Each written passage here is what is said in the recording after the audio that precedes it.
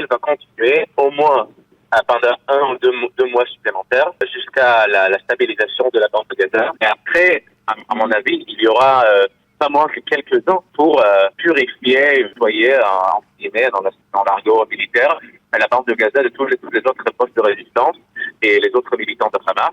Par contre, à mon avis, il y a des occasions qu'on peut utiliser, des occasions qu'on peut créer. L'occasion, par exemple, qu'on peut créer, c'est la normalisation entre Israël et l'Arabie Saoudite sur le sujet de Gaza. Nous sommes en ligne avec Or Issachar. Or, bonjour, Boker Tov. Bonjour, Boker Tov. Merci d'être avec nous ce matin. Je rappelle à nos auditeurs que vous êtes directeur du département des recherches au sein des Bitronistes, cette organisation d'anciens responsables sécuritaires. Avec vous, je voudrais que nous fassions ce matin un point sur la situation sur le terrain. Parce que d'un côté, il faut bien l'avouer avec beaucoup de peine et de douleur, il y a beaucoup de pertes en vie humaine de soldats d'un côté. Et de l'autre côté, il y a un sentiment, on a vu ces images de terroristes du Hamas qui se rendent, qui d'une certaine manière lèvent un drapeau blanc et que l'on a vu être arrêtés en caleçon. Ils sont des dizaines comme cela. Comment expliquer ce paradoxe? D'un côté, ces combats qui semblent de plus en plus intensifs, et de l'autre côté, ces signes de reddition de la part du Hamas? Bon, à mon avis, c'est pas mutuellement exclusif, c'est-à-dire au fur et à mesure, tant que la bataille progresse, on voit bien que le Hamas se rend compte, pas vraiment les seigneurs commandants, les responsables du Hamas, mais les militants et les terroristes sur le terrain qui se rendent compte très bien que face au Tsahal, il n'y a pas de chance. Donc voici la capitulation de certains de ces militants, de ces terroristes. Mais il faut se rappeler que ça n'informe que une partie de casse-tête, si vous voulez. C'est-à-dire, une fois pris, le nord de Gaza est pris, on va bien, par exemple, la place de Palestine. Justement, je vous posais cette question concernant le paradoxe entre le nombre de victimes, de soldats israéliens qui sont tombés, et ces images de reddition du Hamas. Ça veut dire, vous nous aviez répondu qu'en fait, il y a peut-être 2 formes de terroristes du Hamas. Il y a, on va dire, les très endoctrinés, ceux qui vont résister jusqu'au bout, en tout cas se combattre jusqu'au bout, et ceux qui sont des pièces rapportées, on va dire. Oui, je pense qu'il n'y a pas une contradiction quand même. C'est-à-dire, une fois que le Tsahal avance dans la bande de Gaza, et les militants de Hamas sont sur place, on va bien par exemple la place de Palestine, dans le corps de Gaza, où, juste quelques jours avant la prise de contrôle de la part de Tsahal, on avait toute pompeuse et ce genre de parade de la part de Hamas, où les otages israéliens ont été transférés.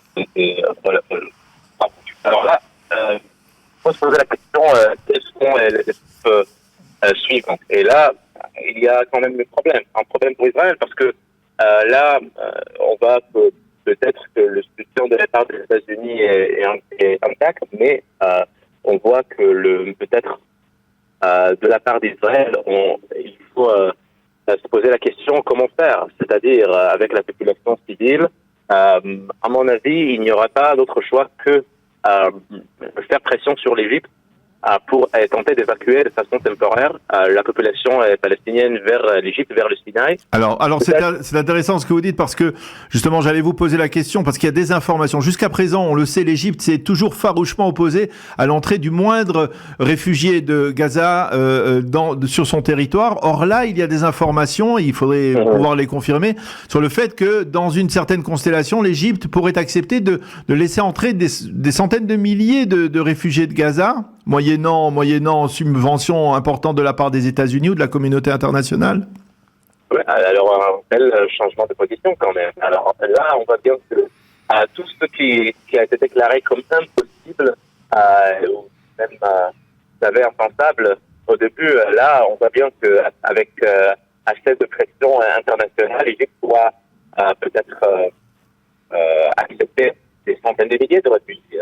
Alors qu'au début, vous aviez entendu le président Sisi dire que voilà, on acceptera un seul réfugié de Gaza.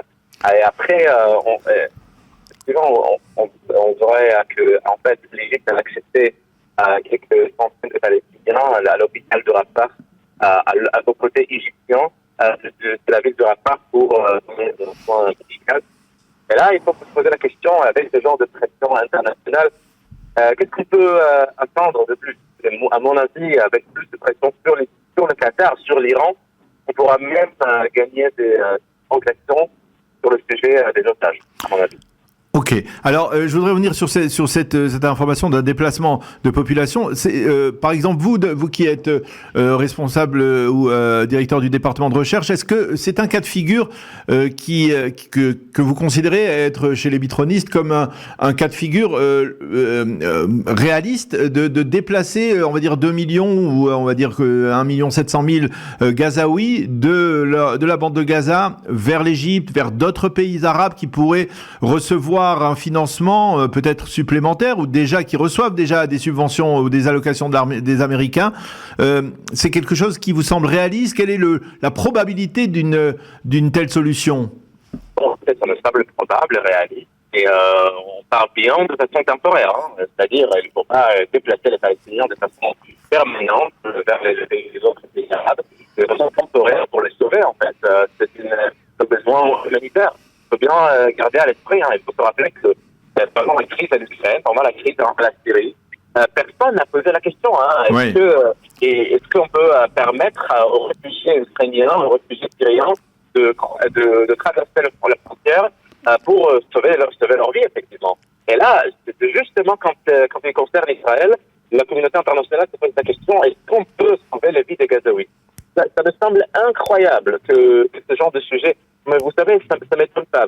J'ai entendu dire, en fait, je vous le dis avec tristesse, mais j'ai entendu le président Macron dire que, en fait, la sécurité qu'il doute, en fait, le réalisme, que l'objectif de détruire le Hamas soit un objectif réaliste, au lieu de soutenir Israël jusqu'à la fin. Et du coup, il dit que, voilà, c'est une sécurité durable pour Israël ne pourra se faire au prix de vie de Palestiniens. Alors ça, c'est exactement ce genre de vraiment cette impression fausse, peut-être la tentation historique de l'époque de présidents Mitterrand, Valéry Giscard d'Estaing et Chirac et les autres présidents français qui ont peut-être, je ne veux pas dire apaisé, peut-être flatté ou je ne veux pas dire de pays arabes, justement pour peut-être acheter du silence de leur part et aux dépens d'Israël. Alors là, c'est incroyablement décevant de sa part. Et on pourrait s'attendre de la part de la France de soutenir Israël exactement pour la raison qu'il s'agit d'une bataille commune, en fait, contre l'islamisme radical. Alors, concrètement, on parle d'estimation sur la durée des combats. Benyamin Netanyahou aurait dit encore 1 mois dans le sud de la bande de Gaza. Les militaires parlent de 2 mois supplémentaires. Selon vos appréciations, est-ce que de combien de temps Israël dispose encore? Parce que le soutien des Américains, il existe, il est toujours solide. Mais on dit qu'à partir du 1er janvier 2024, eh bien, les États-Unis rentrent en campagne électorale, Joe Biden va devoir se soucier de se faire réélire et que le soutien ne sera plus automatique. Bon, il y a un mot en hébreu qui s'appelle sablanout, en arabe sabr, la patience. Alors là, je pense que dans l'esprit occidental, on veut voir la fin, on veut voir la lumière à la fin du tunnel, et ça marche pas comme ça dans le Moyen-Orient. Surtout dans de guerre, où, contrairement aux opérations du passé, face à la bande de Gaza, il n'y aura pas de trêve, il n'y aura pas de cessez-le-feu, il faut le bien comprendre. Israël va continuer, à mon estimation, au moins pendant 1 ou 2 mois supplémentaires, jusqu'à la stabilisation de la bande de Gaza. Et après, à mon avis, il y aura pas moins que quelques ans pour purifier, nettoyer, en guillemets, dans l'argot militaire, la bande de Gaza de tous les autres postes de résistance et les autres militants de Hamas. Par contre, vous venez de mentionner la campagne électorale de Joe Biden, etc. À mon avis, il y a des occasions qu'on peut utiliser, des occasions qu'on peut créer. Et l'occasion, par exemple, qu'on peut créer, c'est la normalisation entre Israël et l'Arabie Saoudite sur le sujet de Gaza. C'est-à-dire, si Joe Biden veut très bien, et tout le monde le veut, tout le monde le souhaite, si Joe Biden souhaite de créer une normalisation entre Israël et l'Arabie Saoudite et utiliser la carte entre guillemets de Gaza pour l'obtenir, pourquoi pas? Alors, on peut très bien trouver un moyen politique sophistiqué pour faire entrer l'Arabie Saoudite parmi un comité international, y compris bien évidemment Israël, pour déterminer le futur de la bande de Gaza. Et il ne faut pas utiliser que des moyens militaires dans la bande de Gaza, et il y a ici une question beaucoup plus large que de moyens militaires. Alors dans ce cas-là, dans ce sens-là, il s'agit bien aussi d'une occasion. Eh bien, et voilà, il y a tout de même un peu d'espoir, en tout cas, ce matin. Merci beaucoup, Or Issachar, de nous avoir donc aidé à mieux décrypter, on va dire, cette situation sur le terrain, dans la bande de Gaza, avec une perspective tout de même politique et diplomatique. Merci d'avoir été avec nous ce matin. Bonne journée, bonne fête de Hanouka, Shavua Tov. À bientôt. Bonne fête.